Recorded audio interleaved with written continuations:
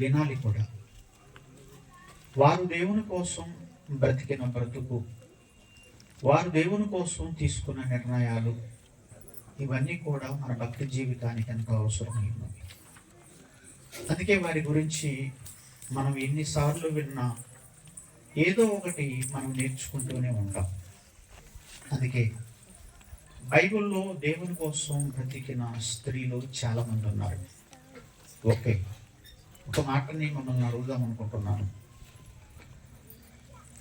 సత్యబాబు అలాగే శ్రీలతను ప్రేమించి గర్భఫలముగా అద్వితాన్నిచ్చాడు.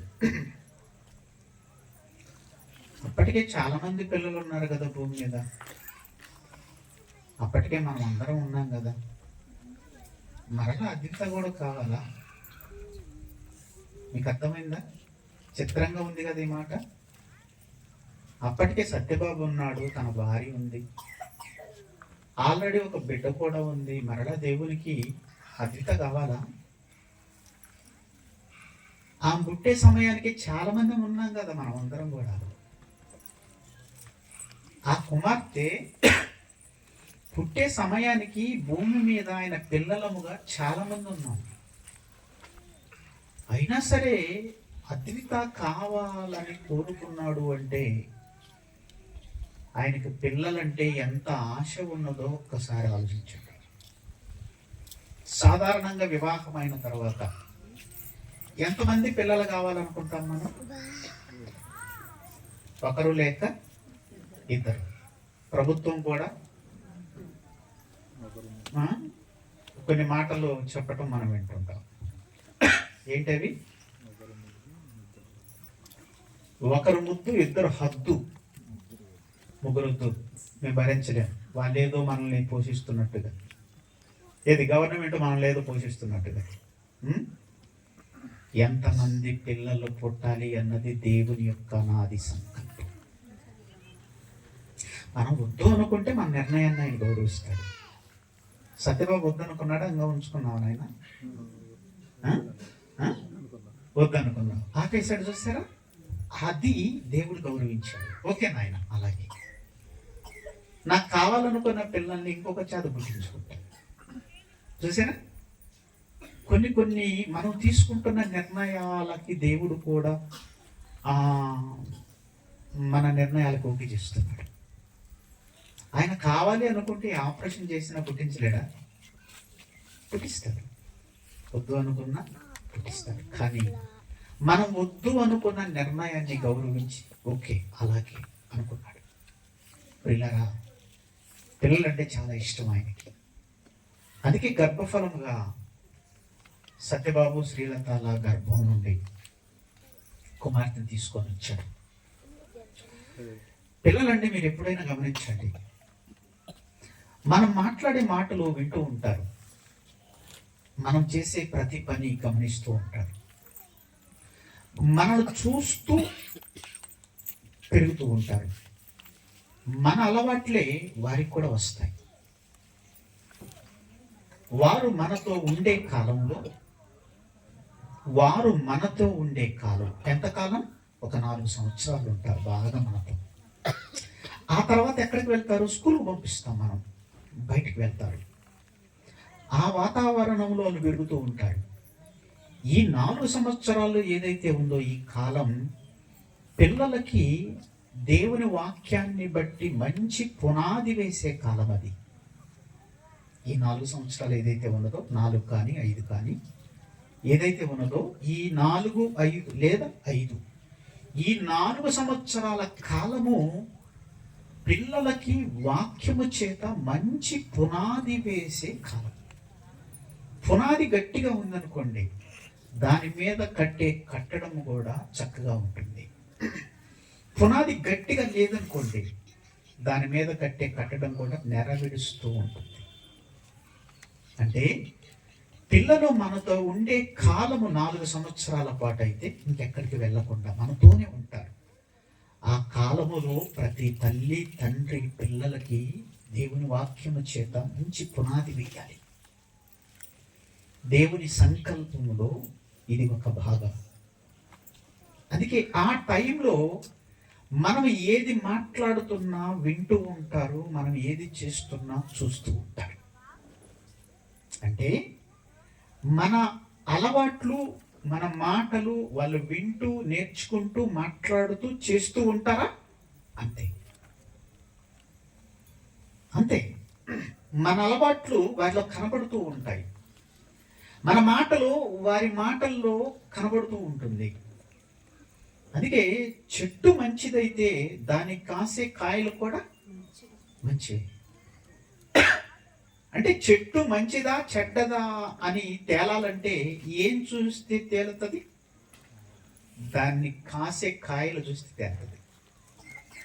అంటే తల్లిదండ్రులు ఎలాంటి వారో అన్న సంగతి పిల్లలను చూస్తే తెలిసిపోతుంది. చూసారా, మన జీవితాలు వాళ్ళల్లో బయటపడుతున్నాయి, మన ప్రవర్తన వాళ్ళల్లో బయటపడుతుంది. అందుకే దేవుడు చిన్ననాటి నుండే నా మాటలు చెప్పండి అన్నాడు. చిన్ననాటి నుండే నా మాటలు చెప్పండి.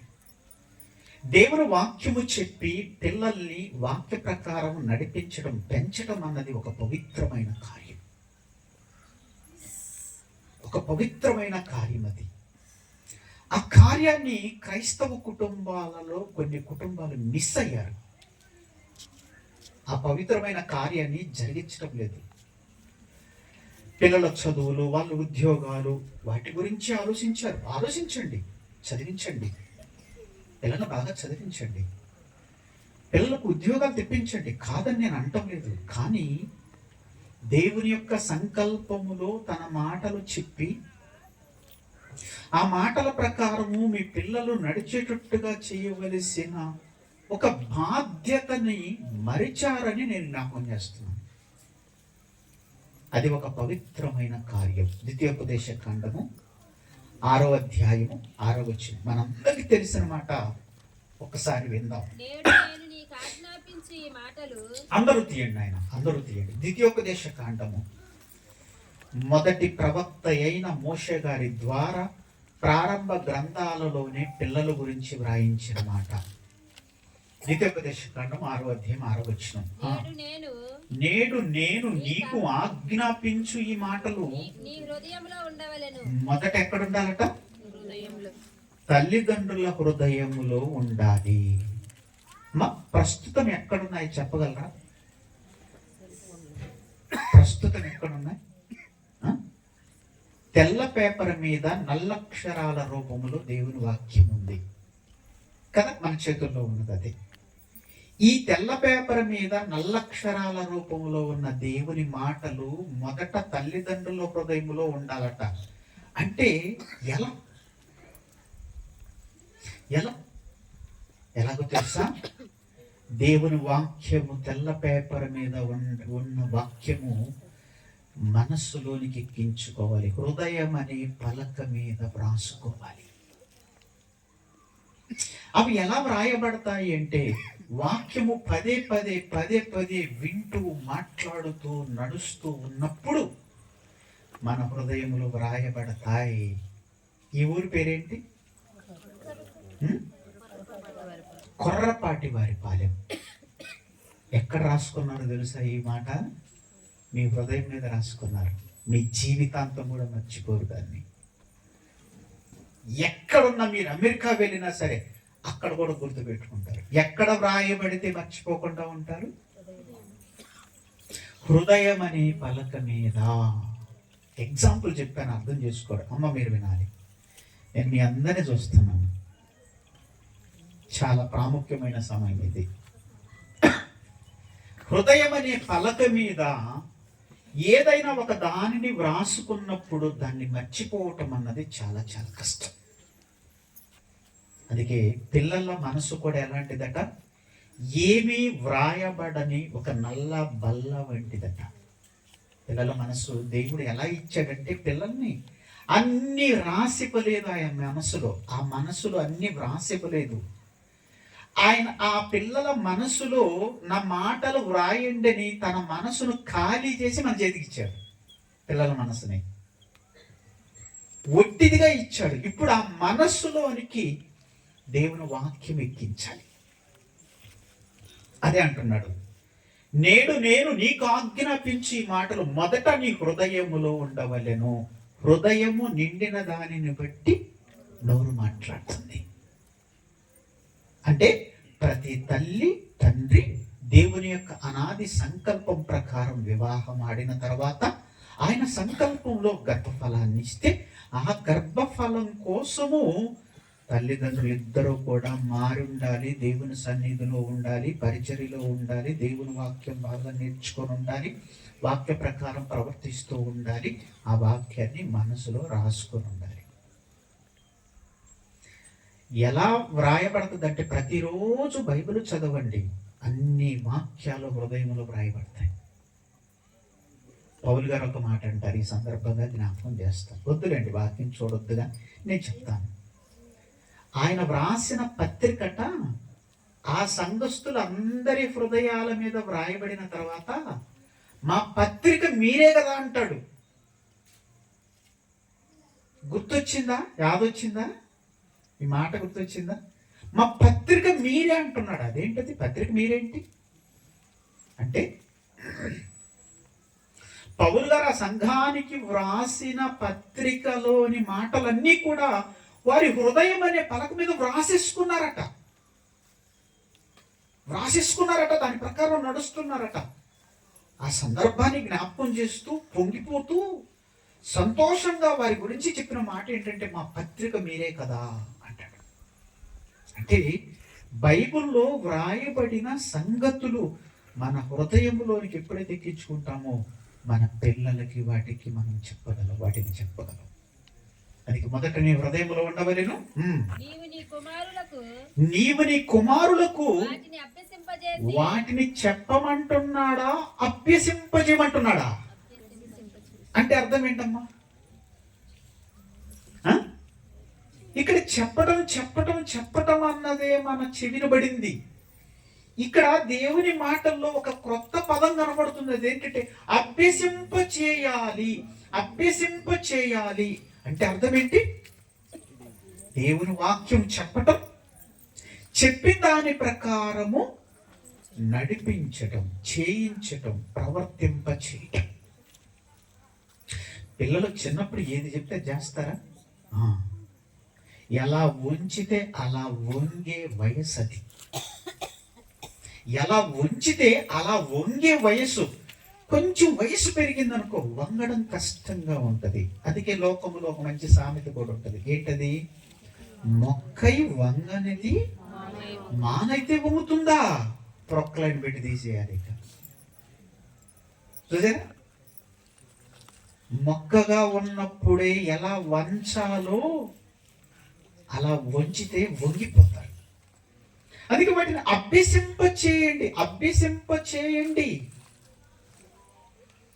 అలా ఎప్పుడైతే నువ్వు అభ్యసింప చేస్తావో తర్వాత నీ కుమార్తె సమాజంలోనికి వెళ్ళిన దాని నుండి తొలగిపోకుండా ఉంటుంది. చిన్నప్పుడు నువ్వు ఏమి పద్ధతులైతే నేర్పించావో, చిన్నప్పుడు ఏ మాటలైతే చెప్పావో, చిన్నప్పుడు ఏ విధంగా ఉండాలి, ప్రజల మధ్యకు వెళ్ళినప్పుడు కూడా ఏ విధంగా ఉండాలని అన్ని జాగ్రత్తలు తల్లిగా తండ్రిగా నువ్వు ఎప్పుడైతే చెప్పావో దాని నుండి తొలగిపోకుండా బయటికి వెళ్ళిన భయభక్తులు కలిగి బ్రతుకుతూ ఉంటుంది. అందుకే మనందరికీ తెలిసిన మాట ఇంకో మాట ఉంటుంది కదా, 22:6 సామెతల గ్రంథం. బాలుడు నడవవలసిన త్రోవను వానికి నేర్పుము, పెద్దవాడైన తర్వాత వృద్ధుడైన తర్వాత నీవు నేర్పించిన దాని నుండి తొలగిపోడు. నిజంగా దేవుని మాటను గౌరవించి ఏ తల్లిదండ్రులు అయితే తమ పిల్లల పట్ల ఒక బాధ్యత కలిగి ఈ మాటలన్నీ చెప్పుకుంటారో, వినాలమ్మా, ఈ మాటలన్నీ చెప్పుకుంటారో ఆ పిల్లల జీవితాలు చాలా బాగుంటాయి, అందరికీ ఆదర్శంగా ఉంటారు. చాలా మంది మిస్ అయ్యారండి. చాలా మంది మిస్ అయిపోయారు. పిల్లలకి ఇప్పుడున్న పరిస్థితులు గడ్డు కాలమేనండి. పిల్లలకి వాక్యం నేర్పించే పరిస్థితులు గడ్డు కాలంగానే మారిపోయాయి. మరీ సెల్లులు వచ్చిన తర్వాత మరీ గడ్డు కాలంగా మారిపోయింది. పిల్లలు దేనికి బాగా అలవాటు పడ్డారంటే సెల్లులకు బాగా అలవాటు పడ్డారు. వాళ్ళు ఏడుస్తున్నప్పుడు సెల్లో పాటలు పెట్టడం, దగ్గర పెట్టడం, ఏవేవి చూపించడం, వాళ్ళు ఆడుకోవాలని ఏదో సెల్ ఇవ్వటం చేతికి, అలా సెల్లుకు బాగా అలవాటు పడిపోయారు పిల్లలు. ఇప్పుడు బైబిల్లో ఉన్న మాటలు చెబితే వినే పరిస్థితుల్లో పిల్లలు లేరు. తల్లిదండ్రుల కన్నా సెల్లు వాడటం పిల్లలకు బాగా తెలుసు. తల్లిదండ్రులు అంతగా తెలియదు వీళ్ళకి ఫోన్ వస్తే మాట్లాడడం, ఫోన్ చేయడము, కొన్ని విషయాలు మాత్రమే తెలుసు సెల్లులో. కానీ పిల్లలకి చాలా తెలుసు. అంత ఫాస్ట్గా ఉన్నారు సెల్లు విషయంలో. అంత ఫాస్ట్ దేవుని వాక్యములో ఉంటే ఎంత మేలు. అందుకే దేవుని మాటని గౌరవించిన కుటుంబాలు ఎన్నున్నాయని చూస్తే చాలా చాలా తక్కువ. ఎవరు లేరని నేను అన్ను, కానీ చాలా తక్కువ. ఆ తక్కువలో మీరున్నారో లేదో ఒక్కసారి ఆలోచించండి. అలా ఒకనాటి ఇశ్రాయేలీయులకు దేవుడిచ్చిన మాటల్ని కొంతమంది మాత్రమే గౌరవించారు.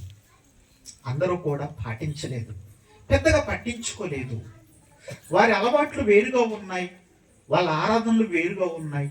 చాలా మంది ఇశ్రాయేలీలు విగ్రహారాధికులుగా మారిపోయారు. ఇలాంటి సందర్భాలలో ఒక చిన్నదాని గురించి ఈరోజు రాత్రి మనం ఒక చిన్నదాని గురించి ఒకసారి రాజుల 2వ గ్రంథము 5వ అధ్యాయము 1వ వచనం నుండి చదువుకుందాం. సిరియా రాజు, అందరూ తిండి, రాజుల 2వ గ్రంథము 5వ అధ్యాయము 1వ వచనం నుండి కూర్చోండి. సిరియా రాజు, తీసారా? తీయండి ఆయన. రాజుల 2వ గ్రంథము 5వ అధ్యాయం 1వ వచనం నుండి. సిరియా రాజు సైన్యాధిపతి అయిన నయమాను అను ఒకడుండెను. అతని చేత యెహోవాయే సిరియా దేశమునకు జయము కలుగు చేసి ఉండెను. ఈ సంగతి ఎవరికి తెలియదో తెలుసా? నయమానుకు తెలియదు. తెలుసా మీకు? జయము కలుగు చేసింది యెహోవా దేవుడు అన్న సంగతి నయమానుకు తెలియదు. ఈ మాట ఎవరు చెప్తున్నారు? ఈ గ్రంథాన్ని ఎవరైతే వ్రాస్తున్నారో ఆయన చెప్తున్నాడు. ఏమని? మళ్ళా చదవమ్మా. ఏమని? సిరియా రాజు సిరియా రాజు దగ్గర పనిచేసే సైన్యాధిపతి అయిన నయమాను ఒకడుండెను. అతని చేత యెహోవాయే సిరియా దేశమునకు జయము కలుగు చేసి ఉండెను. కనుక అతడు సిరియా రాజు దృష్టికి, యజమానుని దృష్టికి గనుడై దయ పొంది ఉండెను. వారికి కలిగిన విజయము సైన్యాధిపతి అయిన నయమాను వలన కలిగిందట. అలా కలగడానికి కారకుడు ఎవరు అంటే యెహోవాయే. కానీ ఆ విషయం వాళ్ళకి తెలియదు. వారు అన్యులు, వారు విగ్రహారాధికులు, వారు దేవీ దేవతలను వాళ్ళు పూజ చేసుకుంటూ ఉన్నారు.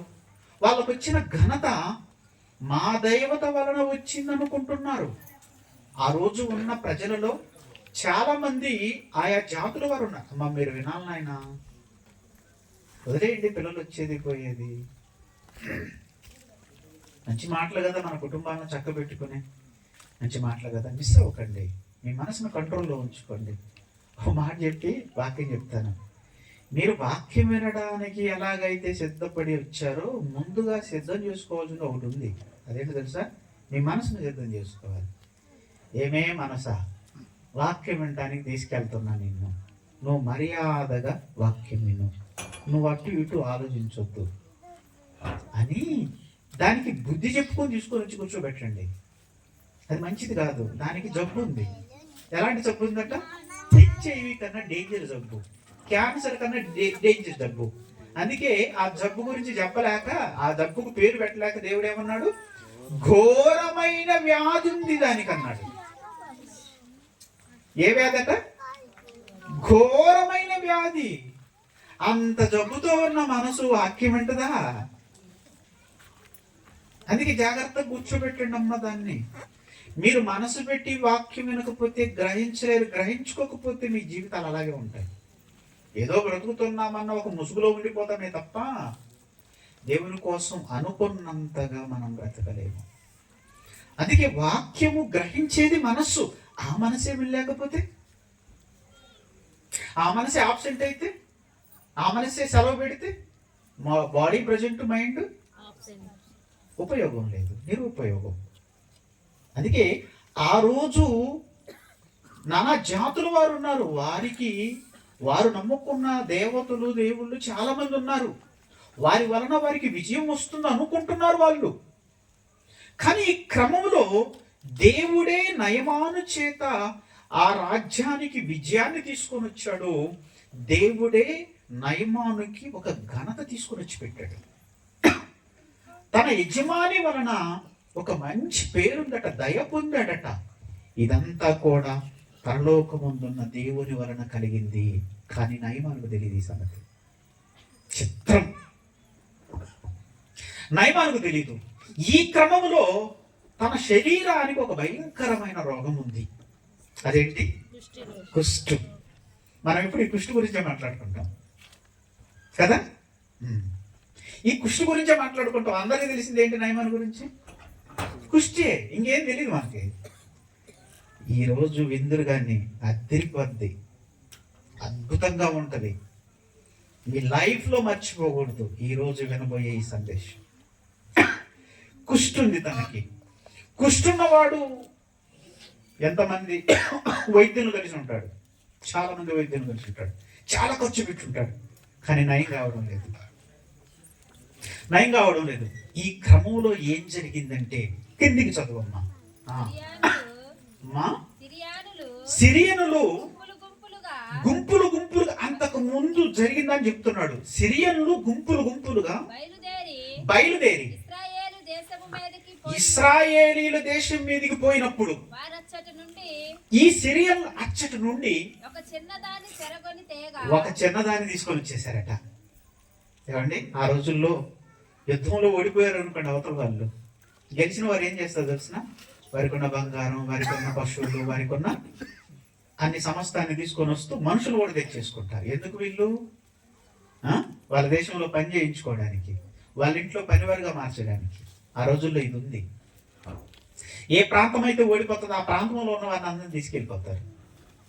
దావీదు భార్యను కూడా తీసుకెళ్తారు. ఒకసారి తెలుసు కదా మీకు, బైబిల్ చదువుతున్నప్పుడు చరిత్రలో ఇవన్నీ కూడా మనకు కనబడుతూ ఉంటాయి. ఓకే, సిరియనులు గుంపులు గుంపులుగా ఇశ్రాయేల్ దేశం మీదకి వెళ్ళినప్పుడు అక్కడి నుంచి ఒక చిన్నదాన్ని తీసుకొని వచ్చేసారట. ఆ చిన్నది ఎక్కడుంది? ఈ నయమాన్ ఇంట్లో తన భార్యకు పరిచారం చేస్తుంది. ఒక చిన్నది. బైబిల్ చెప్పిన మాట ఏంటంటే ఒక చిన్నది నయమాన్ ఇంట్లోనే ఉంది. ఏమిటి? ఒక చిన్నదేనా? చాలా మందిని తీసుకొచ్చుకుంటారా? చాలా మంది తెచ్చేసుకుంటారు వాళ్ళకు ఒక అవకాశం ఉన్నప్పుడు, నచ్చినప్పుడు. అంతే కదా, ఆడవాళ్ళని తెచ్చేసుకుంటారు, మగవాళ్ళని తెచ్చేసుకుంటారు. కానీ ఈ చిన్నదాని గురించే ఈరోజు మనం వినబోతున్నాం. ఆ చిన్నది ఎప్పటి నుంచి పనిచేస్తుందో తెలియదు. మొత్తం మీద తనకున్న పరిస్థితిని గమనించి ఆ విషయము అతనితో చెప్పే ధైర్యం లేక, ఎవరతను? పరాక్రమశాలి, సైన్యాధిపతి. ఒక వ్యక్తిని సైన్యానికి అధిపతిగా చేయాలి అంటే యుద్ధ వీరుడై ఉండాలి, పరాక్రమశాలి అయి ఉండాలి. అంత ఈజీగా సైన్యాధిపతిగా రాజు నిర్ణయించడు. అలాంటి అధికారము కలిగిన వాడు, అలాంటి పరాక్రమశాలి అతని దగ్గరికి వెళ్ళి చెప్పాలంటే కష్టం కదండి. ఇంతకీ ఏమి చెప్పాలనుకుంటుంది ఈవిడ? ఏం చెప్పాలనుకుంటుందో తెలుసా? అది ఆ చిన్నది సోమ్రోన్లో ఉన్న ప్రవక్త అయిన ఎలీషా దగ్గర, ప్రవక్త దగ్గర నా యజమానుడు, నా ఏలినవాడు ఉండవలెనని నేను కోరుచున్నాను అని చెప్పిందండి యజమానురాలకి. కూర్చోండి ఆయన త్వరగా. ఏం చెప్పింది యజమానురాలతో? నా ఏలిన వాడు, నా ఏలిన వానికి కలిగిన కుష్ఠరోగం పోవాలి అంటే షోమ్రోన్లో ఒక ఆయన ఉన్నాడు, దైవజనుడు. ఆయన దగ్గర నిలబడాలని నేను కోరుతున్నానని చెప్పింది. ఏమండి ఈ మాట చెప్పగానే వింటారా చెప్పండి? ఏదైనా మనం ఒక సలహా ఇచ్చామనుకోండి, చిన్న వాళ్ళని ఇస్తే పెద్దగా తీసుకోరండి, వాళ్ళు పెద్దవాళ్ళు పెద్ద పట్టించుకోరండి. ఏదైనా మనం ఒక సలహా ఇచ్చామనుకోండి, అంతెందుకండి ఎవరికైనా ఒక రోగం వస్తే మనం చిన్నవాళ్ళం వెళ్ళి చెప్పండి పలానా చేయండి అని చెప్పండి, అస్సలు పట్టించుకోరండి. పెద్ద పెద్దోళ్ళు చెప్పిన మాటలు వింటుంటారు. కానీ ఈ చిన్నది ఏం ఆలోచించిందో, నా మాట వింటారా వినరా అని అనుకున్నదా? అనుకోనే ఉంటుంది. చాలా కాలం సైలెంట్గానే ఉండుంటుంది. అమ్మో నా మాట వీళ్ళు విని చేస్తారా? అందులో ఏదైనా వైద్యం చేయించుకోమంటే అక్కడికి వెళ్ళమంటే ఒక అర్థం ఉంది, కానీ ఒక ప్రవక్త అయినా ఒక దైవజనుడి దగ్గర నిలబడమని చెప్తుంది చూడండి. అంటే ఈ చిన్నదానికి ఏం తెలుసు? ప్రవక్త యొక్క పవర్ ఏంటో తెలుసు. అంతేనా? దైవజనుడి యొక్క గొప్పతనం ఏంటో తెలుసు. ఆ దైవజనుడు ఏ దేవుడి యందు దైవజనుడిగా పనిచేస్తున్నాడో తెలుసు. ఇంకొక విషయం చెప్పమంటారా? ఇశ్రాయేలీలలో చాలా మంది చిన్ననాటి నుండి దేవుడి గురించి చెప్పేవాళ్ళు. చాలా మంది చెప్పలేదులేండి, కొంతమంది చెప్పకుండా వదిలేశారు. కొంతమంది మాత్రం చెప్తారండి దేవుడి గురించి, ఖచ్చితంగా చెప్తారండి పిల్లలకి. ఖచ్చితంగా పిల్లలకు ఆ విషయం చెప్తారు. అలా తెలుసుకున్న ఈ చిన్నది ఇశ్రాయేలీల అమ్మాయి, ఈ అమ్మాయి ఎవరో కాదు, ఇశ్రాయేలీల అమ్మాయి ఈ అమ్మాయి. ఆ ఇశ్రాయేలీల అమ్మాయి అయిన ఈ అమ్మాయి తన దైవజనుడు యొద్ద తన ఏలినవాడు నిలబడాలని కోరుకుంటుంది. నిలబడితే కుష్ఠరోగం వద్దా? నిలబడితే నయమవుతుందా? నయమానికి వినండమ్మా, నయమవుతుందా? నయమవుతాదని చిన్నదానికి తెలుసు, చిన్నదానికి తెలుసు. కానీ ఈమె మాట గౌరవించి వెళతారా? ఇదొక డౌట్. మరలా వెళతారా? వెళ్ళాలా? ఈవిడ వెళ్ళి చెప్తే వింటాడా ఆయన? విండు. అందుకే ఎవరికి చెప్పింది? తన యజమానురాలుగా చెప్పగానే తన యజమానురాలు ఆయన చెవిన పెట్టింది. ఒక్కసారి ఎందుకైనా మంచిది వెళ్ళొద్దాము అని చెప్పేసి ప్రయాణం పెట్టాడు. వెళ్ళిపోయాడు, షోమ్రోనికి వెళ్ళిపోయాడు. ఒక పనివాడిని పంపించాడు దైవజనుడి దగ్గరికి. ఆ దైవజనుడు చెప్పిన మాట మీ అందరికీ తెలుసు. నువ్వు వెళ్ళి యోర్దాను నదిలో 7 మార్లు మునుగు, అయిపోతుంది అన్నాడు. పని అయిపోతుంది అన్నాడు. ఎవడు చాలా ఫీల్ అయ్యాడండి. ఎందుకు ఫీల్ అయ్యాడు? ఏం మా ఊర్లో లేవా నదులు? మా ఊర్లో లేవా, మా ప్రాంతంలో లేవా నదులు? ఏది ఈ నదిలో మునిగితే నాకు కుష్టిపోతుందా? నువ్వేదో నాకున్న రోగం మీద చేయి పెట్టి ప్రార్థన చేస్తావేమో, అట్లా ఆడిస్తావేమో అనుకున్నాను. చూసారు, ఫీల్ అయిపోయాడండి. ఫీల్ అయిపోయాడు. ఇంత ఫీల్ అయ్యేవాడు అమ్మాయి చెబితే వింటాడా? మీకు అర్థమైందా తన పవర్ ఏంటో? ఇంత ఫీల్ అయ్యేవాడు అమ్మాయి చెప్తే వింటాడా? అందుకే ఆ అమ్మాయి డౌట్ వచ్చి చెప్పకుండా యజమానురాలతో చెప్పింది. యజమానురాలు చెప్పడంతో వచ్చాడు, ఆ అమ్మాయి చెప్తే వచ్చేవాడు కాదు. ఆ చిన్నది చెప్తే వచ్చేవాడు కాదు. ఆ చిన్నది చెప్తే వచ్చేవాడు కాదు. తన భార్య చెప్పడం వలన వచ్చాడు.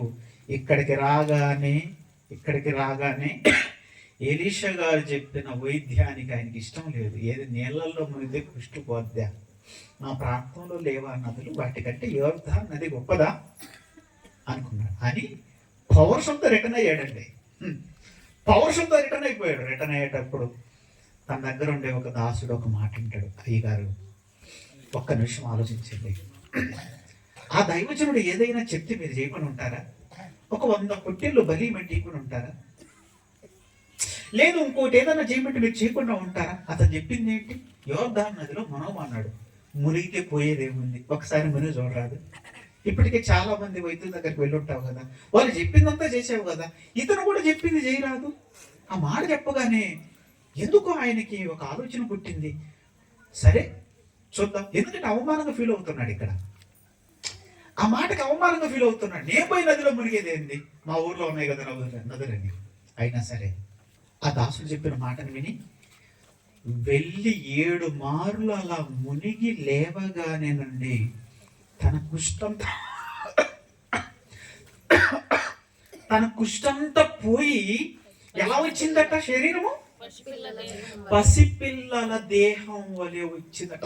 ఆశ్చర్యపడట ఏడోసారి మునిగి లేవగానే. ఏడోసారి అలా మునిగి లేవగానే ఆశ్చర్యపడట. ఆ శరీరాన్ని చూసుకుంటే పసిపిల్లల శరీరం లాంటి శరీరం వచ్చిందట. కళ్ళు తిరిగిపోయాయి ఆయనకి. వచ్చిన పనివారు అందరూ కూడా ఆశ్చర్యపోయారు, అమ్మ బాబోయ్ అని. యోర్దాను నదిలో మునగగానే తన కుష్టంతా పోయి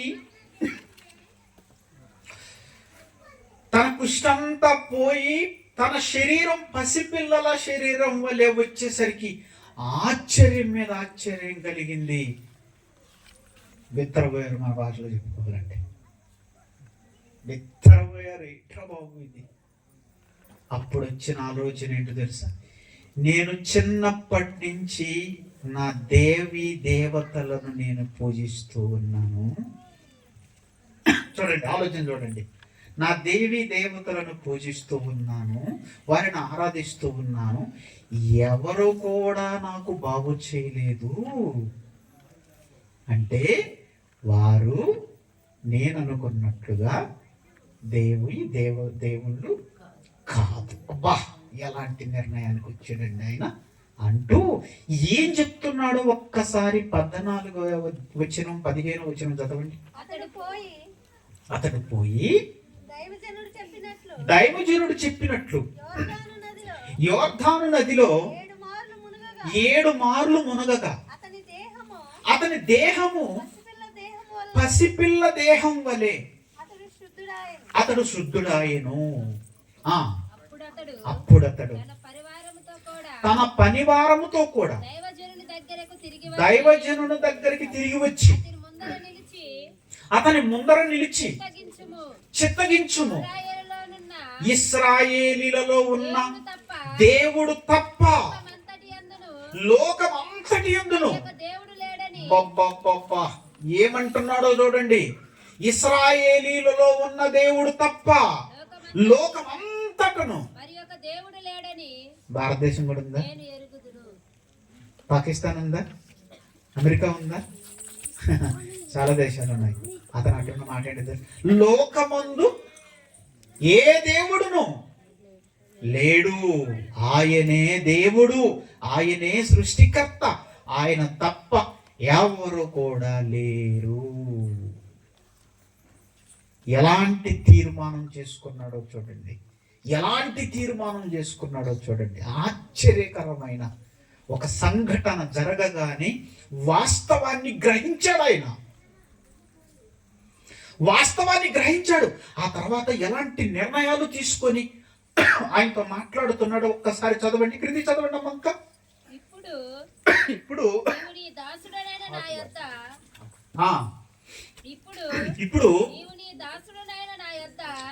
నీవు నీ దాసుడనైన నా యొద్ద బహుమానం తీసుకోవాల్సిందిగా అతనితో చెప్పగా ఎలీషా, ఎవని సన్నిధిని నేను నిలబడి ఉన్నాను, ఇశ్రాయేలు దేవుడైన ఆ యెహోవా జీవంతోడు నేనేమి తీసుకొనను. ఒక మాట అండి, ఇక్కడ యోర్దాను నీళ్లు తగ్గించిందా, దైవజనుడైన ఎలీషా తగ్గించాడా, లేకపోతే పరలోకమందున్న దేవుడు తగ్గించాడా? చెప్పాలి మీరు. ఇక్కడ మీకు అర్థమైందా? నా మాట అర్థమైందా? యోర్దాను నదిలో నీళ్ల వలన తగ్గిందా, అక్కడికి వెళ్ళి మునగమన్న దైవజనుడు మాట వలన జరిగిందా, లేదంటే దైవజనుడు మాట ప్రకారం దేవుడు జరిగించాడా? దేవుడు జరిగించాడు. గుర్తుపెట్టుకోండి, దేవుడు జరిగించాడు. అది గుర్తించాడు ఆయన. అమ్మ బాబోయ్, ఇక్కడ దైవజనుడిని పొగట్టం లేదు ఆయన. ఇక్కడ దైవజనుడు నాకు రోగం తగ్గించాడు అంటం లేదు. కానీ ఈరోజు క్రైస్తవ్యములో కొంతమంది సాక్ష్యాల రూపంలో చెప్తున్న మాటలు వింటుంటే కొంచెం నాకు బాధ అనిపించింది. ఎవరికైనా బాగలేదనుకోండి, ఒకరి దగ్గరికి వెళ్ళి ప్రార్థన చేయించుకొని ఎంత పబ్లిసిటీ చేస్తారండి. నేను ఆ పాస్టర్ దగ్గరికి వెళ్ళాను, పాస్టర్ గారు ప్రార్థన చేశారు, నయమైపోయింది అంటే దేవుడు కాదా? ఏమ్మా, అర్థమైందా? దేవుడు కాదా నయం చేసింది? అక్కడ నయమాన్ ఏమంటున్నాడు? ఎలీషా తగ్గించాడు అంటాం లేదు, ఇక్కడ దేవుడు దక్కించాడు నాకు, లోకమందు ఆయన తప్ప ఎవరు కూడా లేరు అని దేవుణ్ణి పొగుడుతున్నాడు, దేవుణ్ణి గొప్పగా మాట్లాడుతున్నాడు. కానీ ఇక్కడ కొంతమంది క్రైస్తవ్యములో ఉన్నవారు ఏదైనా ఒక రోగం వస్తే ఒకరి దగ్గరికి వెళ్ళి ప్రార్థన చేయించుకుంటే వాళ్ళు ప్రార్థన చేసేసరికి తగ్గిందని చెప్పుకుంటున్నారే తప్ప దేవుడు తగ్గించాడు, దేవుడు నయం చేశాడన్న పదాలు చాలా చాలా తక్కువగా ఉన్నాయి. కానీ నయమాను మాత్రం దేవుడు గురించి గొప్పగా మాట్లాడుతున్నాడు అంటూ ఇంకా క్రిందికి వచ్చేసరికి ఒక ఒక ఒక ప్రమాణం చేస్తున్నాడు. ఏంట ప్రమాణము? ఎలీషా చదివాం కదమ్మా, ఇంకొంచెం ముందుకు. అప్పుడు యెహోవాకు తప్ప నిర్ణయాలు చూడండి, ఆయనే నిజమైన దేవుడు అన్న తర్వాత నయమాను తీసుకుంటున్న నిర్ణయాలు ఎలాంటి నిర్ణయాలు తీసుకుంటున్నాడో బాగా వినాలి మీరు. అప్పుడు యెహోవాకు తప్ప దహన బలి అయినను మరి ఏ బలి అయినను ఇతర దేవతలకు నేను ఇక అర్పింపను. ఆహా, నిజమైన దేవుడు ఎవరో తెలుసుకున్న తర్వాత నయమాను తీసుకుంటున్న నిర్ణయాలు ఎలా ఉన్నాయో చూడండి. ఇంకా ఇంకా 2 కంచెర గాడిదల మీద మోయపాటి మన్ను నీ దాసుడనైనా నాకు ఇప్పించకూడదా? ఎలీషాను అడుగుతున్నాడు, మట్టి ఇప్పించు, ఈ దేశం మట్టి నాకు ఇప్పించు. ఎందుకు తెలుసా? నేను గాని ఇతర దేవతలను పూజిస్తే సచ్చిందాంతో సమానం. నేను గాని ఇతర దేవతలను పూజిస్తే సచ్చిందాంతో సమానం అనుకొని అక్కడ ఒక మాట అంటున్నాడు. ఏమని? నా యజమానుడు ఉన్నాడు కదా, సిరియా రాజు ఉన్నాడు కదా, మొక్కుటానికి ఏమా రిమ్మోను గుడిలోకి వెళ్తాడు. నా చేతి మీద ఆనుకున్నప్పుడు నేను రిమ్మోను గుడిలో నమస్కారం చేసిన ఎడల, రిమ్మోను గుడిలో నేను నమస్కారం చేసిన సంగతిని గురించి నన్ను క్షమించుగాక అని చెప్తున్నాడు. ఒకవేళ నా యజమానుడు మాట ప్రకారం రిమ్మోను గుడికి వెళ్ళవలసి వస్తుంది, ఆమె నిజమైన దేవత కాదు నాకు తెలిసిపోయింది, నా యజమానుడైతే వెళ్తాడు, నేను వెళ్ళాలి ఆయనతో పాటు. అప్పుడు దేవుడు నన్ను క్షమించాలి అని కోరుకుంటున్నాడండి. అంటే నయమాను మారు మనసు పొంది దేవుని వైపుకు తిరగటానికి ఎవరు కారకులయ్యారో ఒక్కసారి ఆలోచించండి. ఇశ్రాయేలీల నుండి వచ్చిన ఒక చిన్నదా? అవునా? ఒక చిన్నదా? ఆమె దేశం విడిచిందా? వాళ్ళ దేశాన్ని విడిచిపెట్టిందా? మరొక దేశానికి వచ్చిన దేవుణ్ణి మర్చిపోకుండా ఆ దేవుడి గురించి తన యజమానురాలుతో చెప్పి తన యజమానుని తన దేవుని దగ్గరికి నడిపించిన ఒక చిన్నది, ఆయన్ని జీవాధిపతి అయిన మహోన్నతుడైన లోకాలను కలిగించిన సృష్టికర్త దగ్గరకు నడిపించిన ఒక చిన్నది నాకెందుకులే అనుకున్నదా?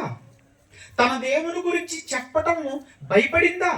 తన దేవుని గురించి జ్ఞాపకం చేయటం ఏమన్నా వెనకంజి వేసిందా? చెప్పండి.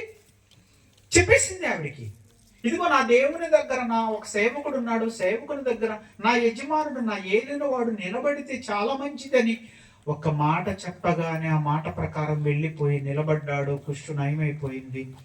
నయమైపోగానే ఆయన మర్చిపోకుండా దేవుడే నిజమైన దేవుడని ఒప్పుకొని ఆయనకు మాత్రమే నేను దహన బలులు అర్పిస్తానని చెప్పేసి వాగ్దానం చేసి ఆ దేవుణ్ణి సేవించడం చూసారా? అసలు ఆశ్చర్యం అండి, ఆశ్చర్యం. మీకు కొత్త నిబంధనలో ఒక 10 మంది కుష్ఠరోగులు కనిపిస్తారు. ఆ రోజు యేసుక్రీస్తు వారి వలన కుష్ఠరోగులు అందరూ బాగుపడతారు. కానీ తిరిగి వచ్చి ఆయన మహిమపరిచింది ఎంతమంది? ఒక్కడే. మిగిలిన 9 మంది నయం చేయించుకున్నారు, వెళ్ళిపోయారు. చూసారా? కానీ ఇక్కడ అదే పరిస్థితి. ఏ ఒక్కడైతే తిరిగి వచ్చి దేవుని మహింపరిచాడు.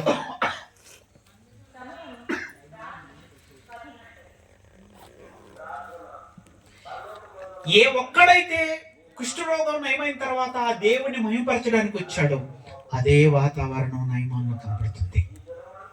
ఈ నయమాల్లో ఉన్న వాతావరణం అక్కడ తిరిగి వచ్చిన ఒక్కళ్ళలో కనపడుతుంది. ప్రియులారా, ఈ విషయాన్ని యేసుక్రీస్తు వారు కూడా గుర్తు చేస్తాడు. చూడండి, లూకా సువార్త 4:27 వచ్చిన ముగిచ్చేస్తాడు. లూకా సువార్త 4:27 వచ్చిన. లూకా సువార్త 4:27 వచ్చిన. మరియు ప్రవక్త అయిన ఎలీషా కాలమందు ఇశ్రాయేలీలలో అనేకులు కుష్ఠరోగులు ఉన్నారు. కానీ సిరియా దేశస్థుడైన నయమాను తప్ప మరి ఎవడును శుద్ధి కాలేదని చెప్పాను. ఇది నయమాను గురించి యేసుక్రీస్తు వారు జ్ఞాపకం చేస్తున్నాడా? నయమాను గురించి యేసుక్రీస్తు వారు జ్ఞాపకం చేస్తున్నాడా? అవును, జ్ఞాపకం చేస్తున్నాడు. ఏమని జ్ఞాపకం చేస్తున్నాడు? ఇశ్రాయేల్లో చాలా మంది కుష్టు వాళ్ళు ఉన్నారు కదా, వాళ్ళందరికీ కలిగిన స్వస్థత నయమానికి ఎందుకు కలిగింది అంటే, నయమాను మంచివాడా? నయమాను దేవుణ్ణి ఎరుగుతాడా? నయమాను దేవుని కోసం బ్రతుకుతాడా? అందుకే నయమానుని దేవుడు ముందుగానే గొప్ప చేశాడు. అందుకే కుష్టు వచ్చింది. ఆ కుష్టు రోగం వలన ఆ ఇంట్లో ఉన్న చిన్నదాని వలన ఇదిగో దేవుని వైపుకు మళ్ళాడు. నిజంగా ఒక చిన్నదొచ్చి ఒక మనిషిని మార్చిందంటే మాటల, ఒక చిన్నదొచ్చి సైన్యాధిపతిని దేవుని వైపుకు మళ్ళించిందంటే మాటల. మనకు నయమాను కుష్టు పోయిందని ఇది మనం ఆలోచిస్తున్నామే తప్ప, ఆ నయమాను జీవాధిపతి అయిన దేవుని వైపుకు మళ్ళాడు.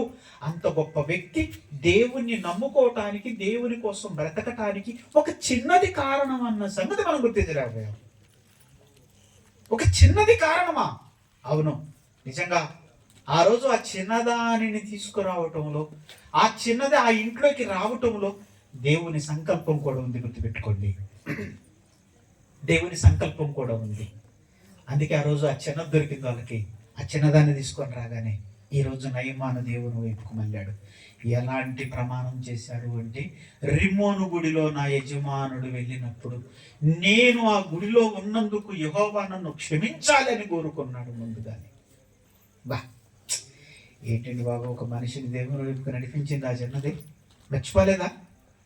తనకొచ్చిన కష్టాన్ని బట్టి దేవుణ్ణి నిందించలేదా? తనకొచ్చిన బాధను బట్టి, బాధే కదండి. ఒక చిన్నదాన్ని తీసుకొని వచ్చారంటే తల్లిదండ్రులకు దూరం అయిపోయింది, అక్కడ అయిన వరకు దూరం అయిపోయింది, ఇంట్లోనే ఉండిపోయింది, ఆ దేశాన్ని విడిచిపెట్టింది, ఇక్కడికి వచ్చింది. ఇక్కడికి వచ్చిన తర్వాత కూడా తన దైవజనుడు గుర్తుపెట్టుకుంది, తన దేవుని గుర్తుపెట్టుకుంది. ఏమాత్రం సిగ్గుపడకుండా, ఏమాత్రం జక్కకుండా, నా దేవుడు బాగు చేస్తాడు, నా దైవజనుడు గొప్పవాడు, అక్కడికి వెళ్ళాలని చెప్పటంలో వెళ్ళటం మారిపోవటం. బాబా, ఈరోజు మన పిల్లలు అలా ఉన్నారా? ఉండాలా? ఉండాలి. మన పిల్లలు వయసుకు వచ్చిన తర్వాత ఎక్కడికి వెళ్ళినా సరే సిగ్గుపడనక్కర్లేని పనివారుగా తీర్చిదిద్దవలసిన బాధ్యత మన పైనే ఉంది. ఆ రోజు ఆ చిన్నది ఆ విధంగా చెప్పడానికి, ఆ చిన్నదాని తల్లిదండ్రులు ఆ చిన్నదానికి నేర్పిన పాట, నేర్పిన వాక్యం, నేర్పించిన ఒక మంచి పద్ధతి. లేదంటే యజమానురాలు ఎందుకంటే చెప్పండి, చిన్నదాని మాట ఒక చక్కటి పద్ధతి తల్లిదండ్రులు నేర్పించారండి చిన్నదానికి. అందుకే దేశం విడిచిన దేవుణ్ణి మర్చిపోకుండా ఆ దేశంలో ఉన్న ఒక పరాక్రమశాలి అయిన సైన్యాధిపతిని మారడానికి కారకురాలైంది. ఈరోజు మన పిల్లల వలన ఎంతమంది దేవుని వైపుకు మళ్ళగలుగుతున్నారు? ఈరోజు మన వలన ఎంతమంది దేవుని వైపుకు మళ్ళగలుగుతున్నారు? ఎలాంటి స్థితిలో ఉన్నామో ఒక్కసారి ఆలోచించండి ప్రియులారా. చాలా మంది ఒక మాట గుర్తు చేసి ముగిచ్చేస్తారు.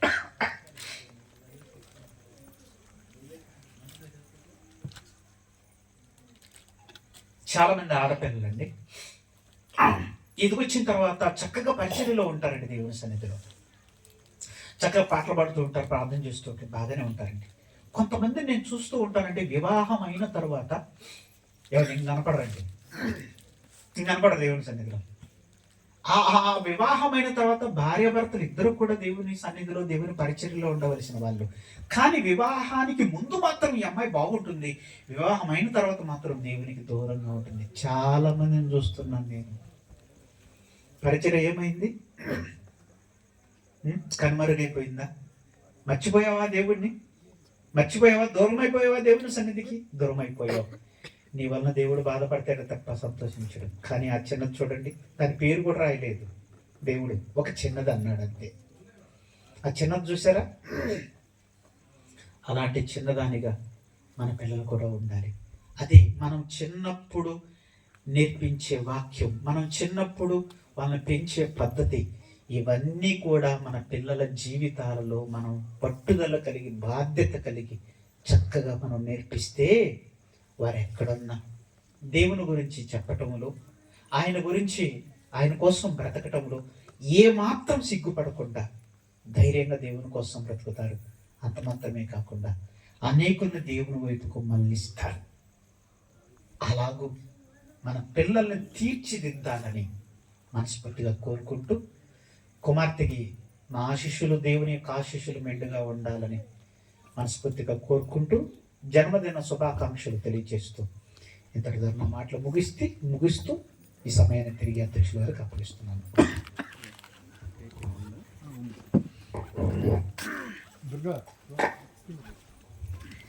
మంచిది, ఒక చక్కటి